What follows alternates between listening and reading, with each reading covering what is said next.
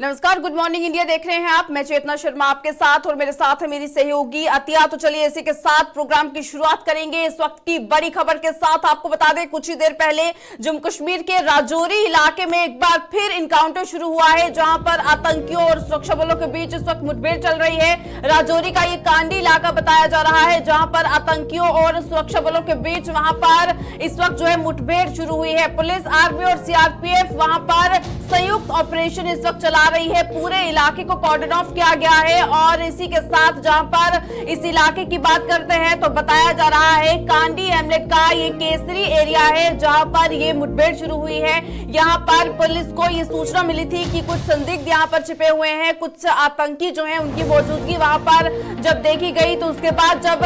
वहां पर मौके पर सुरक्षा बल पहुंचे हैं तो उसके बाद जैसे ही सुरक्षा बल वहां पर पहुंचते हैं आतंकियों की तरफ से उन पर फायरिंग की जाती है और उसके बाद यहां पर इनकाउंटर शुरू हो चुका है। इस वक्त की बड़ी जानकारी ये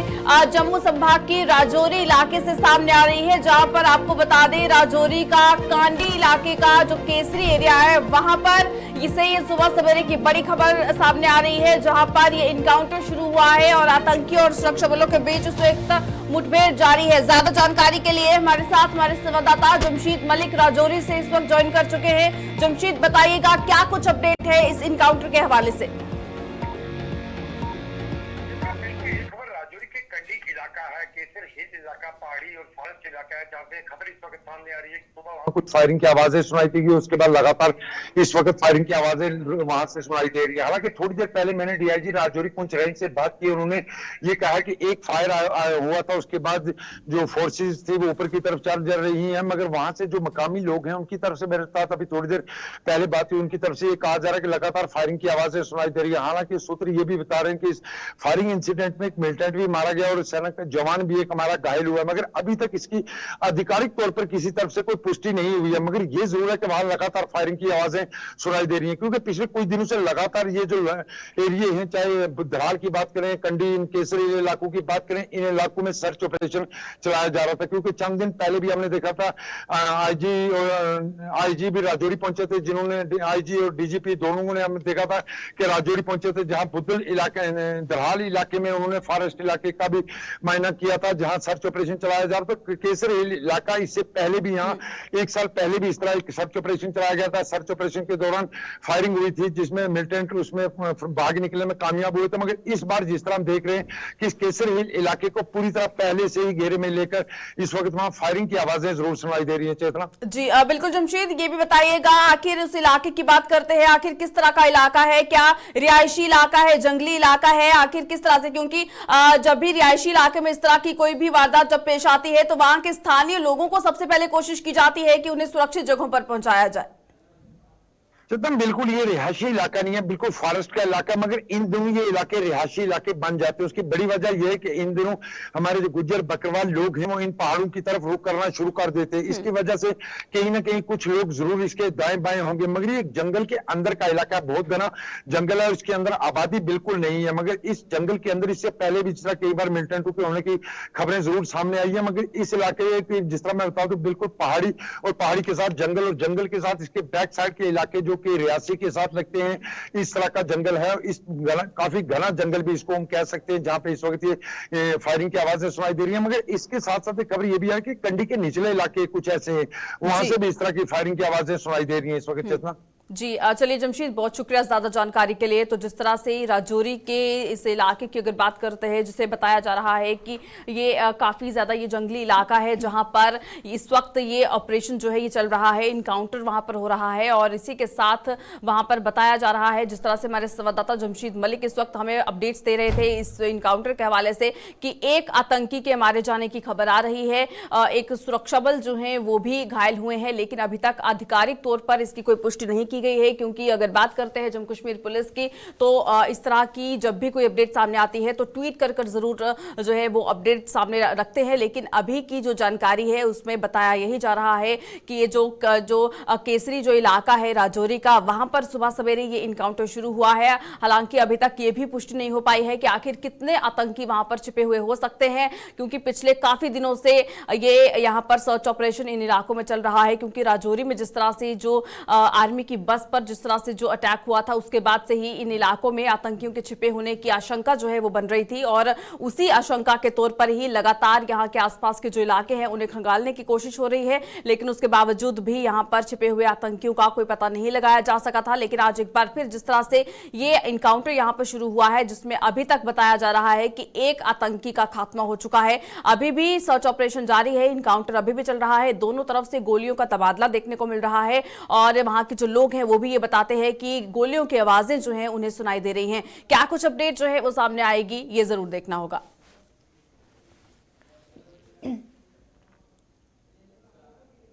बढ़ते हैं अगली खबर की तरफ। पुलवामा की बात करें तो पुलवामा रेलवे स्टेशन से एक बड़ी खबर सामने आ रही है, जहां पर बताया जा रहा है जिस तरीके से हाल ही में जो देखा जा रहा है कि सिक्योरिटी फोर्सेस है, काफ़ी सिक्योरिटी टाइट कर दी गई है जम्मू कश्मीर में। और जितनी भी पुलिस है, सेंट्रल गवर्नमेंट की बात करें या फिर अगर हम एडमिनिस्ट्रेशन की बात करें, जम्मू कश्मीर की एडमिनिस्ट्रेशन लगातार ये कोशिश कर रही है कि जम्मू कश्मीर से जो आतंक है उसे पूरी तरीके से खत्म किया जाए। और ऐसी ही खबर जो पुलवामा से सामने आ रही है, जहाँ पर बताया जा रहा है एक शख्स जो है रेलवे स्टेशन पर पहुंचा था और वहाँ पर जब पुलिस को उस पर शक होता है, की जो है जांच करते हैं, उसका तलाशी ली जाती है, वहां से एक ग्रेनेड उस शख्स से बरामद किया जाता है। अगर हम बात करें, ये जो है पुलवामा रेलवे स्टेशन से खबर आ रही है, जहां पर बताया जा रहा है कि वो जो है वो शख्स जिसके पास से ग्रेनेड बरामद किया गया था वो ट्रेन को उड़ाने की फिराक में था, लेकिन पुलिस वहां पर पहुंचती है और इस जो साजिश को जो है नाकाम करवाती है। वहीं पर अगर हम बात करें, इस तरीके के मामले जो है कहीं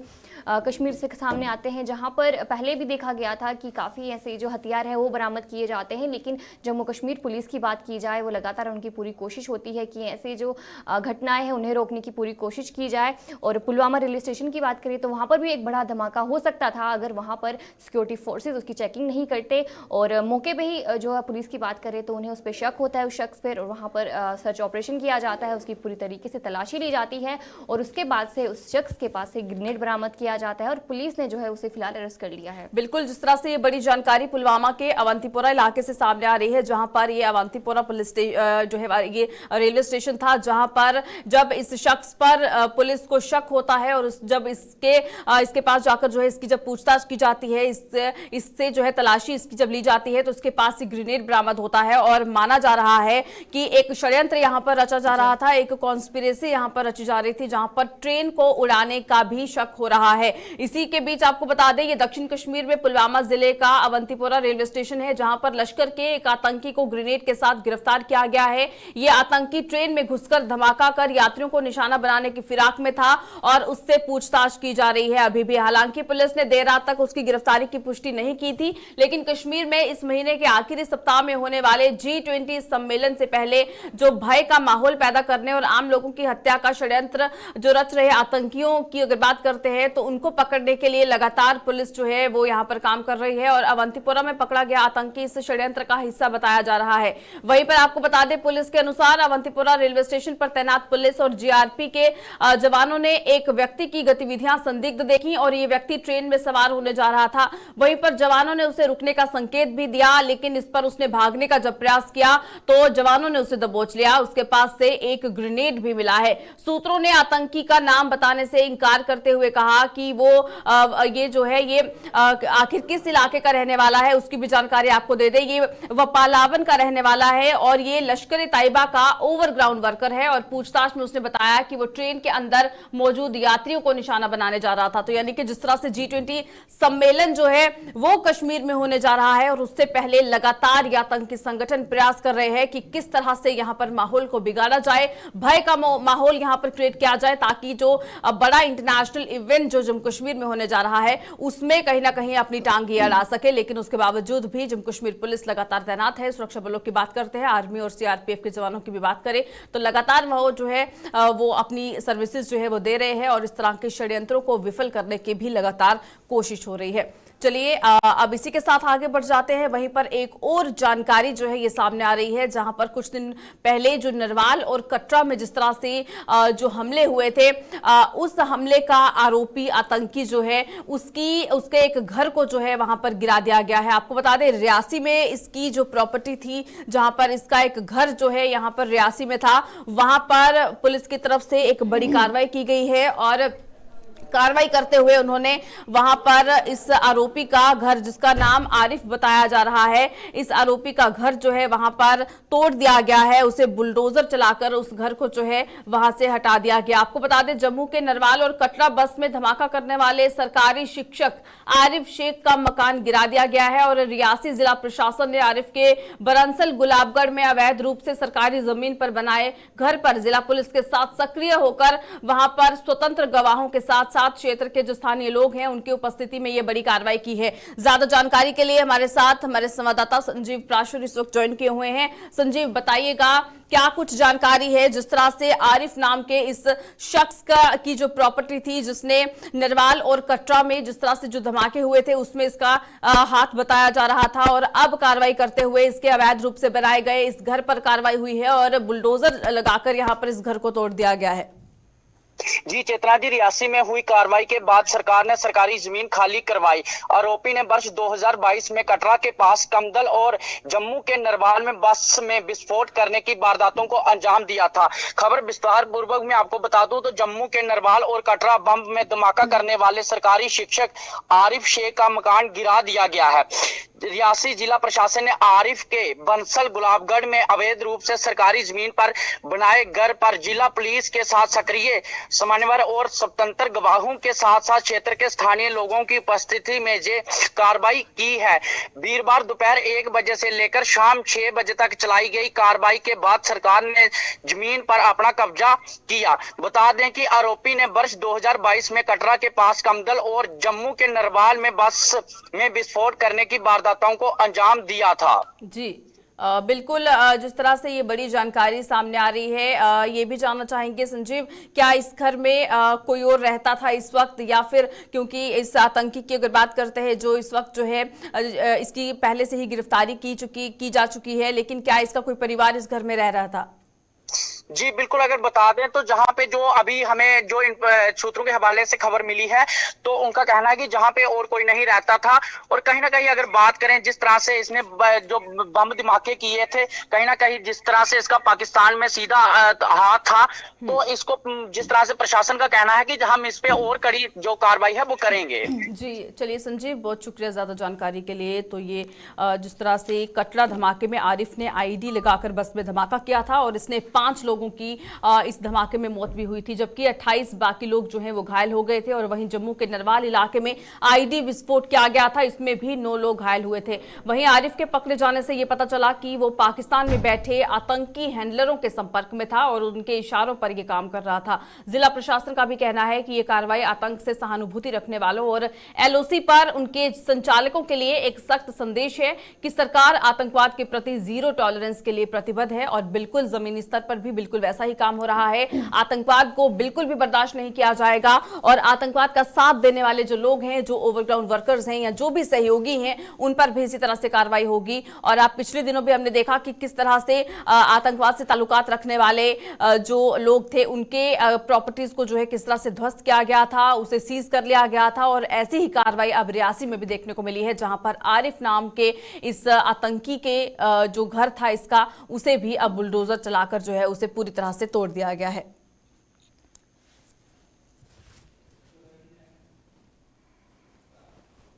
बढ़ते हैं अगली खबर की तरफ। बात करेगा रजौरी की, जिस तरीके से वहां पर जो आतंकी हमले हुए थे उसके बाद से सर्च ऑपरेशन जारी कर दिया गया था। एक खबर वहां से सामने आ रही है कि वहां पर सर्च ऑपरेशन करते टाइम जो सीआरपीएफ जवान है वो खाई से जाके घिरा है। वो जो अपनी ड्यूटी पे थे उस टाइम पे, अगर हम रजौरी की बात करें, वहां पर वो ड्यूटी पर तैनात था और वहां पर सर्च ऑपरेशन का एक हिस्सा था। जिस तरीके से रजौरी की बात की जाए, पुंछ की बात की जाए, जहां पर सीआरपीएफ जवान वहां पर तैनात है और सर्च ऑपरेशन जो है वो किया जा रहा है। और वहीं पर बताया भी जा रहा है कि वो सीआरपीएफ जवान जिसका नाम, जो सीआरपीएफ इंस्पेक्टर थे जिनका नाम जो है सुनील कुमार है, वो सर्च ऑपरेशन करते टाइम उन्हें स्लिप हुआ और वो सीधा खाई में जाकर गिरे हैं। और ये मोहरा लारिया इलाका है, सुंदरबनी तहसील रजौरी की बात करें, वहाँ से जो है ये मामला सामने आ रहा है, जहाँ पर उसके बाद जब वो खाई से गिरते हैं उन्हें तुरंत हॉस्पिटल लिया जाता है। सुंदरबनी का जो नज़दीकी हॉस्पिटल है वहाँ पर लिया जाता है, लेकिन वहाँ पर डॉक्टर ने उन्हें मुर्दा करार दे दिया। और वहीं पर पर अगर हम बात करें सीआरपीएफ जवान जो है ये राजौरी में उस टाइम पे डिप्लॉय किए गए थे। अगर हम डांगरी अटैक की बात करें जो कि 1 जनवरी को हुआ था, उसके बाद से ये सीआरपीएफ जो इंस्पेक्टर थे ये पुंछ राजौरी में डिप्लॉय कर दिए गए थे। और हाल ही में अगर हम बात करें ये जो सुनील कुमार जिनकी जो है खाई से गिरने से मौत हो जाती है, वो पटना के रहने वाले थे और ये ड्यूटी पर तैनात थे। सुंदरबनी हॉस्पिटल इन्हें वहां पर ले जाया जाता है, लेकिन वहां पर डॉक्टर जो है इन्हें मुर्दा करार दे देते हैं। अगर हम इनकी बात करें सीआरपीएफ इंस्पेक्टर की, सुनील कुमार ये जो है सीआरपीएफ के इंस्पेक्टर थे जो कि अपनी ड्यूटी कर रहे थे। वहाँ पर सर्च ऑपरेशन जिस तरीके से किया जा रहा है, अगर हम राजौरी की बात करें, पुंछ की बात करें, जहाँ पर जो आतंकी हमले हैं लगातार देखे जा रहे हैं, जिसकी वजह से सिक्योरिटी को काफ़ी टाइट कर दिया गया है। जगह जगह पे सीआरपीएफ के जवान जो है वो तैनात कर दिए गए हैं। और ये जो सुनील कुमार की बात की जाए, ये सीआरपीएफ के इंस्पेक्टर भी अपनी ड्यूटी पर वहाँ पर ड्यूटी कर रहे थे, लेकिन वहाँ पर जो वहाँ का माउंटेन है वहाँ से स्लिप हो जाते हैं और खाई में जाकर गिरते हैं, जिसकी वजह से इनकी वहाँ पर मौत हो जाती है। बिल्कुल, ये दुखद समाचार राजौरी इलाके से सामने आ रहा है, जहां पर जिस तरह से जो पुंछ में जो आतंकी हमला हुआ था उसके बाद से लगातार जो घने जंगल हैं, भातादोड़िया के जंगलों की अगर बात करें या फिर राजौरी पुंछ के जो भी घने जंगल हैं, वहां पर हर एक इलाके में सर्च ऑपरेशन चलाया जा रहा है। और सर्च ऑपरेशन के चलते ही वहां पर ये दुखद हादसा पेश आया, जहां पर एक सीआरपीएफ के जवान जो है वो उस वक्त वहां पर अपनी सर्विसेज दे रहे थे। वहां पर तलाशी अभियान चलाया जा रहा था और तलाशी अभियान चलाते चलाते ही वहां पर उनका पैर स्लिप होता है और वो खाई से जो है वो नीचे जा गिरते हैं। और गहरी खाई होने की वजह से यहाँ पर ये सीआरपीएफ के जवान जो हैं वो उस वक्त जो है वो शहीद हो जाते हैं। जैसे ही ये पूरा हादसा पेश आता है, हालांकि वहाँ पर रेस्क्यू ऑपरेशन भी चलाया जाता है, उन्हें रेस्क्यू भी किया जाता है और जैसे ही अस्पताल उन्हें पहुँचाया गया तो वहाँ पर डॉक्टर्स ने उन्हें मृत घोषित कर दिया। ये दुखद समाचार जो है ये राजौरी इलाके से सामने आया है। और उसके बाद आप तस्वीरें भी जो है यहाँ पर देख सकते हैं। यहाँ पर जो पुलिस के जो जवान थे उन्होंने जो है उन्हें जब वहाँ पर वापस लाया है तो कहीं ना कहीं काफ़ी ज़्यादा दुखद माहौल जो है वो वहाँ पर देखने को मिला।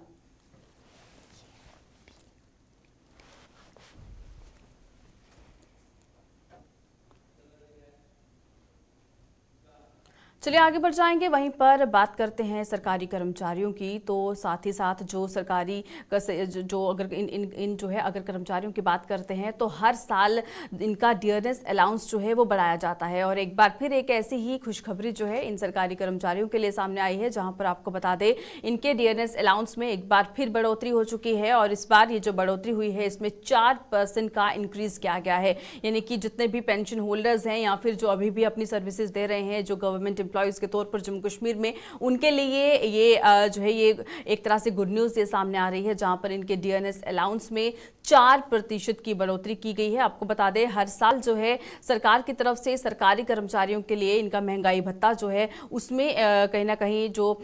इंक्रीज है वो किया जाता है। और इसी तरह से एक बार फिर ये इंक्रीज देखने को मिल रहा है, जहां पर 4% का ये इंक्रीज बताया जा रहा है। इससे पहले भी पिछले साल की अगर बात करते हैं तो पिछले साल भी 2 बार डियरनेस अलाउंस में जो है सरकारी कर्मचारियों के डियरनेस अलाउंस में बढ़ोतरी की गई थी। और इस साल की अब शुरुआत में ही जहां पर आप देखिए अभी मई का महीना है और मई के महीने में ही ये बड़ी सौगात जो है ये इन लोगों के लिए, इन तमाम सरकारी कर्मचारियों के लिए जो है ये दे दी गई है, जहां पर 4% तक की ये बढ़ोतरी इनके डियरनेस अलाउंस में जो है हुई है। आपको बता दें इसमें पेंशनरों के साथ प्रदेश के 4.5 लाख सरकारी कर्मचारियों की जो इनको जो फाइनेंशियल तरीके से जो लाभ है वो मिलने वाला है। और मौजूदा जो इनकी बेसिक पेंशन है या फिर जो बेसिक जो इनकी फैमिली पेंशन और जो बेसिक सैलरी है उस पर महंगाई भत्ता अब 38% मिल रहा था इससे पहले, जहां पर अब 4% की बढ़ोतरी होकर अब ये महंगाई भत्ता बढ़कर जो है 42% कर दिया गया है। यानी कि अब 42% डियरनेस अलाउंस जो है इन लोगों को मिलने वाला है। ये 1 जनवरी 2023 से लागू होगा, यानी कि पिछले जो 4 महीने का जो महंगाई भत्ता है वो भी आपको मिलेगा। और वहीं पर फाइनेंस डिपार्टमेंट की अगर बात करते हैं तो उनके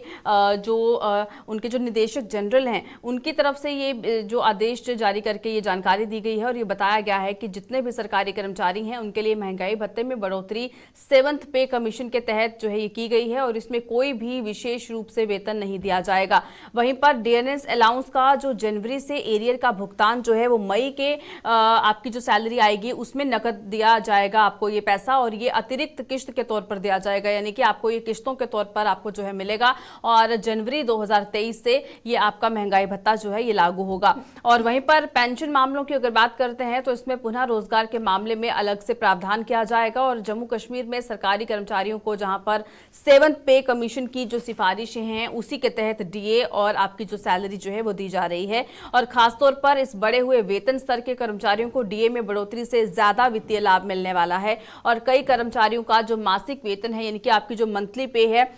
वो भी 1 लाख रुपए से ऊपर जा सकती है। इससे उन्हें पिछले 4 महीने का एरियर जो है वो जारी किया जाएगा। तो ये बड़ी जानकारी तमाम जो सरकारी कर्मचारी हैं उनके लिए ये सामने आ रही है, जहां पर आपको बता दें कि आपका 4% तक का आपका जो डीएनएस अलाउंस है वो अब जो है यहाँ पर बढ़ चुका है। और इसी के साथ अगर बात करते हैं इससे पहले की, तो जहां पर 38% तक आपको डीएनएस अलाउंस मिल रहा था वही बढ़कर अब 42% हो चुका है।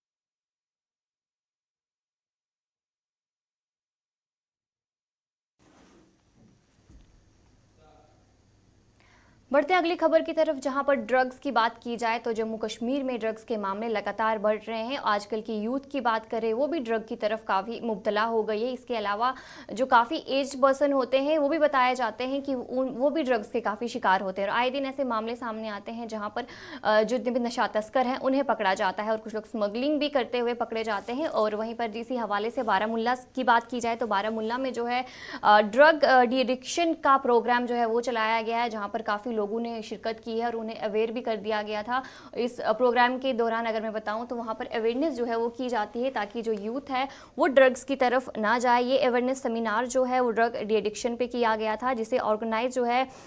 जंजीर स्पोर्ट एसोसिएशन ने किया था। और ये गवर्नमेंट हाई सेकेंडरी बोटानगो की बात करें तो वहाँ पर ये अवेयरनेस सेमिनार जो है वो करवाया गया था, जिसमें काफ़ी चीफ गेस्ट जो है वो भी आए हुए थे और deputy commissioner Sopore Shabir Ahmad Raina, principal high secondary school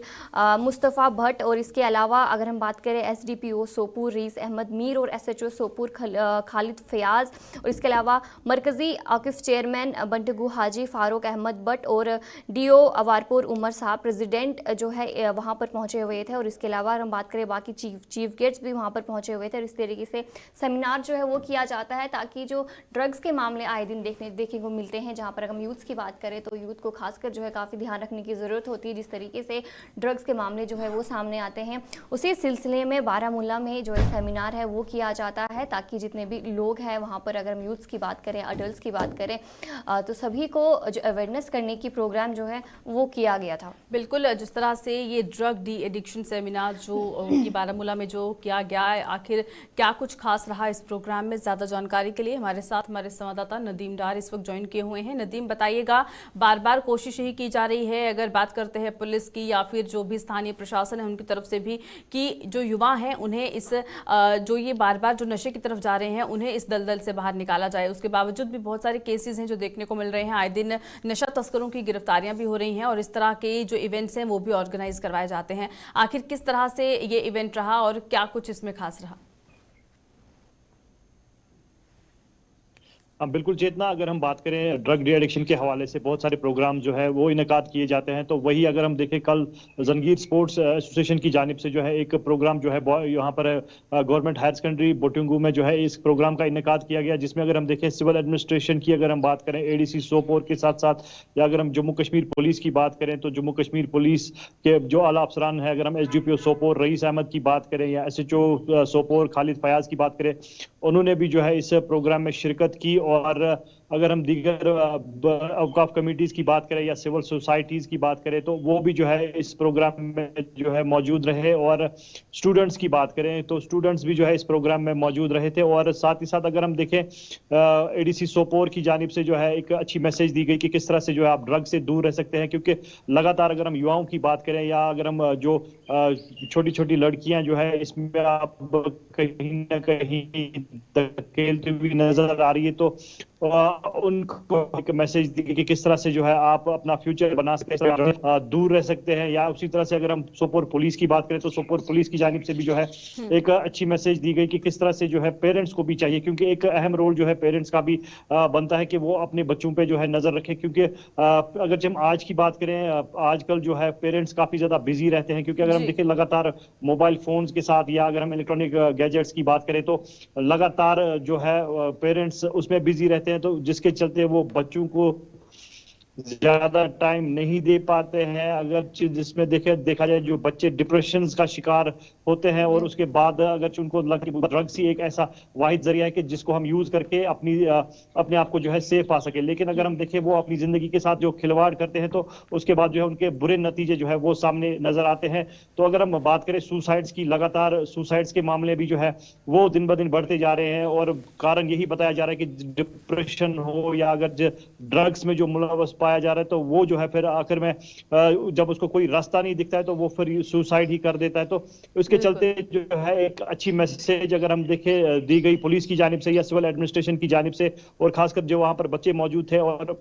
बच्चों ने भी जो है इसमें पार्टिसिपेट किया और उन्होंने भी जो है ड्रग्स के हवाले से मैसेज रखी कि किस तरह से जो है। क्योंकि अगर हम सोपोर पुलिस की बात करें, बारामूला पुलिस की बात करें तो लगातार वो भी जो है अपना काम कर रही है। आए रोज जो है लगभग 8-10 लोगों को जो है गिरफ्तार किया जाता है और उनके खिलाफ जो है सख्त से सख्त कार्रवाइयां अमल में लाई जा रही है। क्योंकि लगातार जो है ड्रग्स अगर हम सोसाइटी की बात करें तो सोसाइटी में फैलता हुआ नजर आ रहा है, तो जिसके चलते जो है ये प्रोग्राम किए गए। और साथ साथ एडीसी सोपोर का ये भी कहना था कि ऐसे प्रोग्राम्स हम रखेंगे और ऐसे फ्यूचर में जरूरी है। जी बिल्कुल नदीम, बहुत शुक्रिया ज़्यादा जानकारी के लिए। तो जिस तरह से लगातार जो है यहाँ पर एडमिनिस्ट्रेशन की बात करते हैं या फिर पुलिस विभाग की बात करते हैं, लगातार यही कोशिश की जाती है कि समाज से इस नशे को जो है यहाँ से इरेडिकेट किया जाए, यहाँ से बिल्कुल नशे को जो है ख़त्म किया जाए। और इसको लेकर लगातार कोशिश की जाती है कि इस तरह के इवेंट्स जो हैं वो ऑर्गेनाइज करवाए जाएँ, जहाँ पर बच्चों के साथ उनके जो परिवार हैं उनको भी जो है कुछ चीज़ें समझाई जाएँ नशे को लेकर। और ऐसा ही एक प्रोग्राम यहाँ पर भी ऑर्गेनाइज किया गया, जहाँ पर आप देख सकते हैं युवा जो हैं वो भी यहाँ पर मौजूद रहे, उनके जो परिवार थे वो भी यहाँ पर मौजूद रहे, जिन्होंने ये वादा जो है ज़रूर किया है कि वो भी नशे की इस लत से अपने आप को दूर रखेंगे। चलिए अब इसी के साथ सुबह सवेरे के प्रोग्राम में फिलहाल वक्त हो चला है अलविदा लेने का। मुझे और मेरी सहयोगी अतिया को दीजिएगा इजाज़त। नमस्कार।